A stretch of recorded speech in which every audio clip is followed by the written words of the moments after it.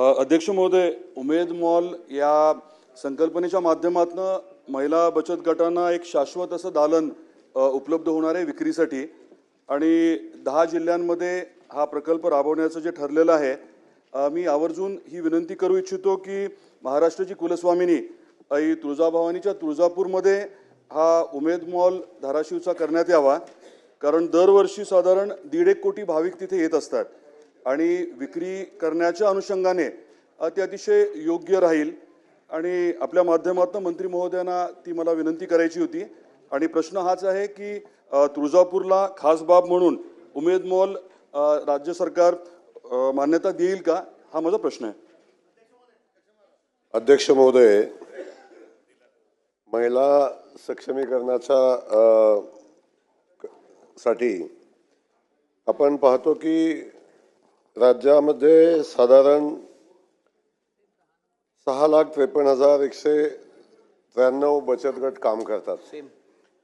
त्यातून आपण साधारण 30,000 पर्यंतचा फिरता निधी वितरित करण्यात येतो। तो साधारण 872 कोटी रुपयाचा निधी आपण दिलेला आहे आणि 3,70,350 स्वयंसहायता गटांना 222 कोटी रुपयाचा समुदाय निधी वितरित केलेला आहे।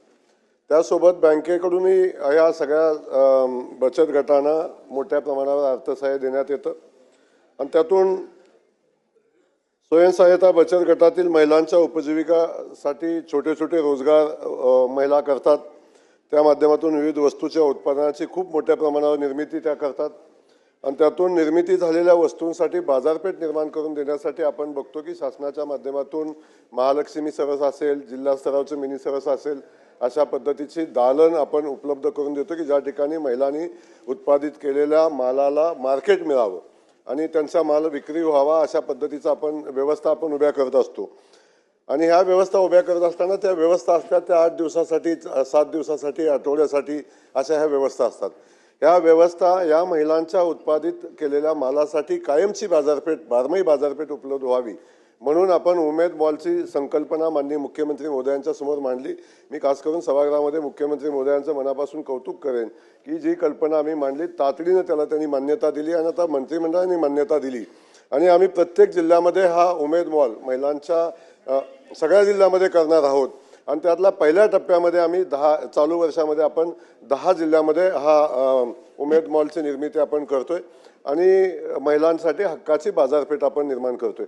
माननीय सदस्य महोदय राणा साहेबांनी जो मुद्दा उपस्थित केलेला आहे की आपण पहिल्या टप्प्यामध्ये जिल्हा स्तरावर हे मॉल आपण करतोय। त्यांनी सांगितलं की तुळजापूरला मॉल झाला पाहिजे, त्या ठिकाणी खूप मोठ्या प्रमाणात भाविक येतात आणि त्या ठिकाणी विशेष बाब म्हणून, खास बाब म्हणून त्या ठिकाणी उमेदचा मॉल व्हावा अशा पद्धतीची भूमिका त्यांनी घेतलेली आहे।